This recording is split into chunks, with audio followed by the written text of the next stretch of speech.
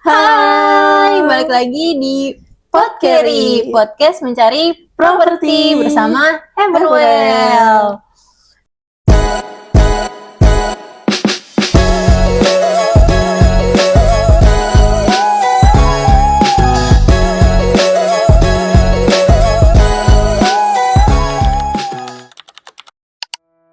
Sama aku Hana. Sama aku Susan. Hari ini kita mau bahas tentang apa nih Kak Susan? Jadi kali ini aku pengen bahas tentang KPR nih, persoalan-persoalan KPR yang biasanya suka kita temuin kalau pas customer datang. Oke, jadi lebih ke sebenarnya ini kayaknya kita lebih ke kenapa sih KPR itu bisa ditolak sama bank? Iya nggak sih? Betul. Karena kan kita belum pernah nih membahas kenapa KPR itu bisa ditolak. Yang biasanya kita bahas itu kan kayak tentang gimana cara mengajukan KPR-nya, gitu-gitu ya kan. Terus persyaratan-persyaratannya itu apa aja. Tapi kita nggak pernah nih bahas kenapa sih KPR itu bisa ditolak gitu. Ya nggak sih? Sebelumnya kalau dari Kasusan sendiri pernah nggak ada pengalaman konsumen Kasusan yang KPR ternyata ditolak, dan itu tuh karena apa sih Kasusan kalau boleh tahu? Boleh. Jadi kalau teman-teman ngambil KPR itu belum tentu bisa diterima. Ada juga yang banyak yang ditolak. Oh iya. Iya, keputusannya memang semuanya dari bank. Oke. Nah, dari bank itu perlu sebelumnya ada analisis nih data-data dari teman-teman. Seperti mungkin adanya pinjaman-pinjaman sebelumnya yang memang kadang ada juga loh yang nggak diketahui, malah kayak saya nggak merasa minjem nih, kayak tapi kok ada ya waktu diproses di BCK-nya gitu. Oh, jadi kayak seakan-akan ada yang menggunakan data pribadi ya Kasusan ya? Betul, dan biasanya konsumennya bilang, oh iya dulu sempet KTP saya dipinjem. Oh gitu, berarti pernah ada kejadian ya konsumen yang kayak gitu, jadi KTP-nya atau data pribadinya digunakan oleh teman atau kerabat terdekatnya gitu ya? Betul. Oke. Jadi yang awal mulanya dipinjemin, dikasih oleh konsumennya hanya digunakan misal untuk penggunaan pinjaman kredivo. Nah, satu itu kan, tapi setelah kita kita coba untuk checking, dan ternyata itu nggak hanya kredivo doang gitu, ada cicilan-cicilan paylater lainnya. Oh gitu, jadi dan ternyata tuh emang cicilan-cicilan itu tuh bisa bertambah seiring waktu ya Kak ya? Iya, betul. Dan itu sangat memberatkan konsumen untuk ambil rumah ternyata ya, kalau mereka mau ambilnya tuh sistem KPR. Betul, nah itu Kak. Jadi kan ada yang call 1, call 2, call 3, call 4, call 5. Iya, betul. Ada yang call 5 walaupun hanya ratusan ribu teman-teman. Kayak nilainya tuh nggak besar. Tapi kalau boleh tahu, call tuh apa sih Kak? Seberapa lama kamu nunggak cicilan itu? Jadi kayak kalau call 1 tuh ada tunggakan berapa bulannya, kalau tunggakan call 2 tuh dari berapa bulan ke berapa bulan, itu tuh jadi kayak kayak tenggat waktunya lah yang nggak dibayar nih si cicilannya gitu. Makanya si bank ini bisa menerima kamu jadi KPR, jadi KPR kamu disetujui itu ketika kolektabilitas kamu itu ada di 2. Tapi kalau misalkan udah di bawah kayak 3, 4, 5 itu biasanya jarang di ACC sama bank gitu.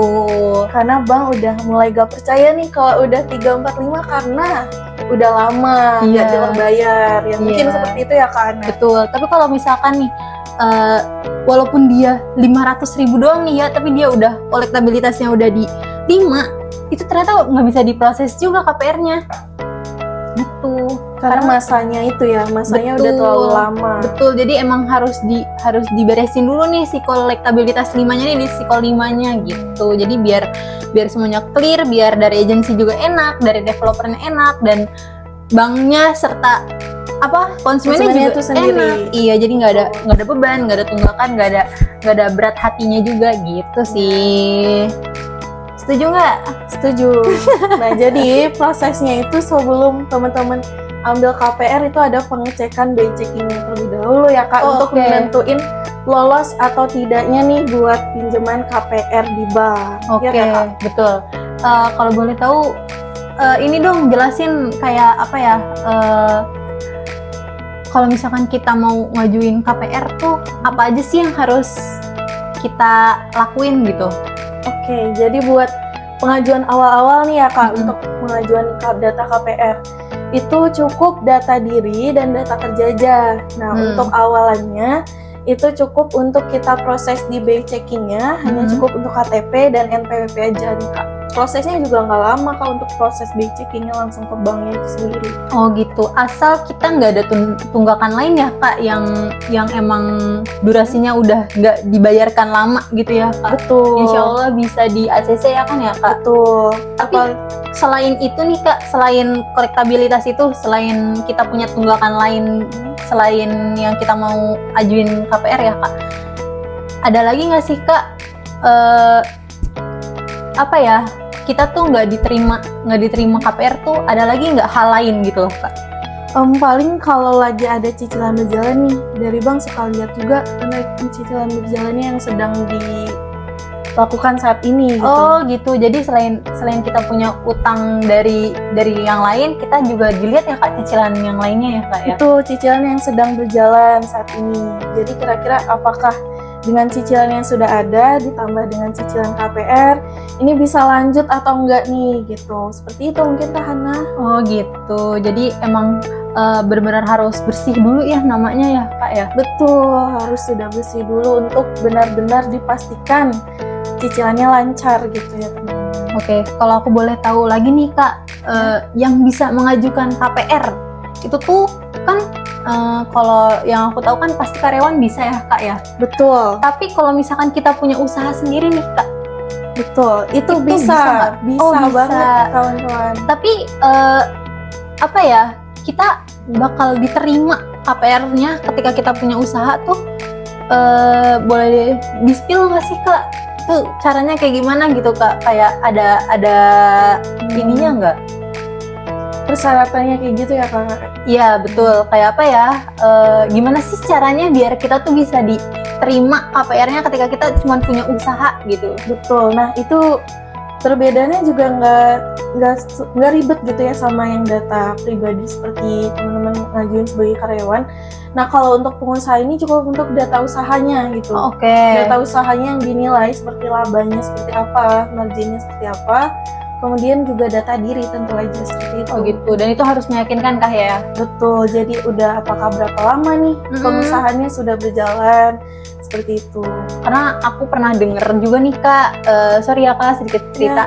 Jadi aku juga pernah denger kayak tentang ada satu orang yang dia ternyata tuh buka usaha, tapi ternyata usahanya ini tuh dia, aku nggak tahu ya itu legal atau enggak, tapi bank tuh meragukan usahanya gitu loh Kak, dan itu tuh ternyata bisa ditolak juga Kak gitu. Jadi Kira-kira kenapa tuh kan? jadi kan kalau misalkan kita mengajukan KPR, nanti kan pasti ada orang KPR dari bank yang akan Ngecek ya? ngecek langsung ke lokasi, betul, ngecek langsung ke lokasi. Nah itu tuh jadi bahan penilaian juga teman-teman. Jadi ketika si orang bank ini datang ke lokasi lokasi usahanya itu yang iya, itu tuh ternyata si lokasinya itu tuh belum proper atau seperti apa? Enggak proper, jadi kayak aku nggak tahu ya apa yang dialamin sama si konsumen aku ini. Cuman ternyata tuh dia nggak di ACC, dan orang bank tuh bilangnya kalau itu tuh nggak meyakinkan gitu. Bisnisnya tuh tidak meyakinkan. Jadi emang perlu banget juga sih bisnis tapi emang yang kelihatan bisnis gitu. Jadi kalau misalkan emang nggak kelihatan bisnis banget, mungkin banknya juga nggak akan nge-ACC kali ya Kak ya. Betul, jadi dilihat juga nih sama orang bank, datang langsung ke lokasi buat lihat secara realnya itu kondisi usahanya apakah sudah berjalan, apakah mungkin dari produknya itu sendiri ada kriteria nggak sih kan? Jadi kalau misalkan dari produknya sendiri tuh sebenarnya ada Kak, ada, cuman aku lupa ya. Tapi ada beberapa produk yang kayak apa ya, yang Nggak bisa.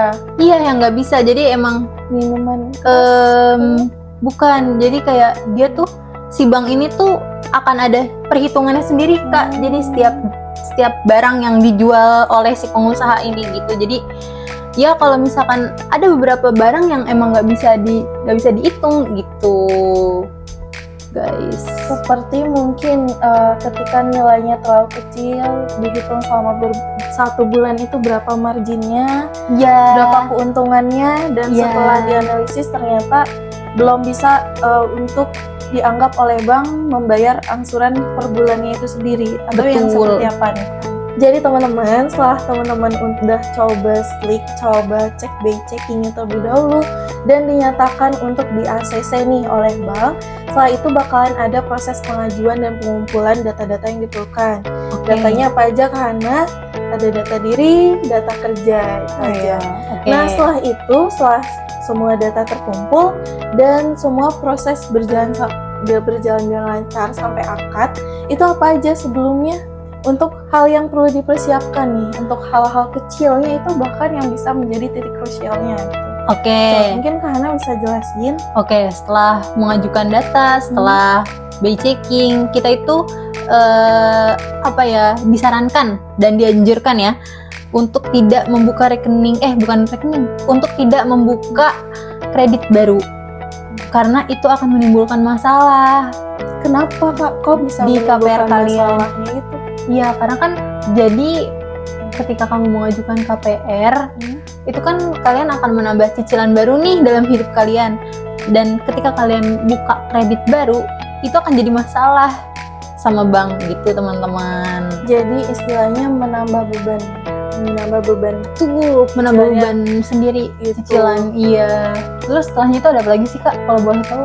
Setelahnya itu teman-teman harus sediain 1 kali tunggakan atau 1 kali bulan cicilan mengendap di bank gitu. Jadi kayak apa ya Kak Hana untuk bisa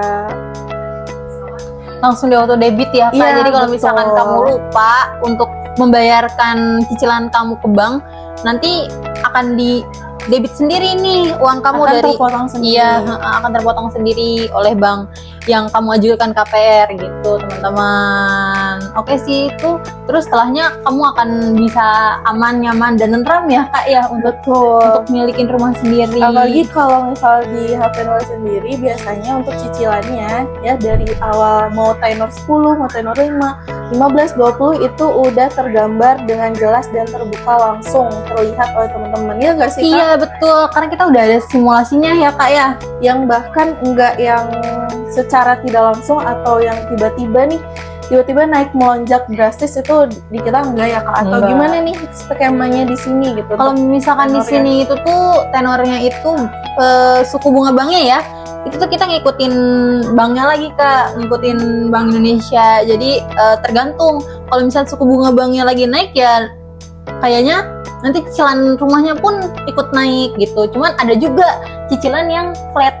Betul. Gitu teman-teman. Jadi Jadi emang udah- tergantung banknya juga. Ya. Jadi memang udah tergambar jelas juga ya Kak ya, dan dipaparkan enggak. Jadi kita secara terbuka juga untuk menjelaskan ya, nggak yang secara tidak langsung nanti tiba-tiba cicilan tiba-tiba melonjak drastis nih. Seharusnya Iya. awal nggak seperti ini, tapi kita insya Allah ya benar aman nyaman.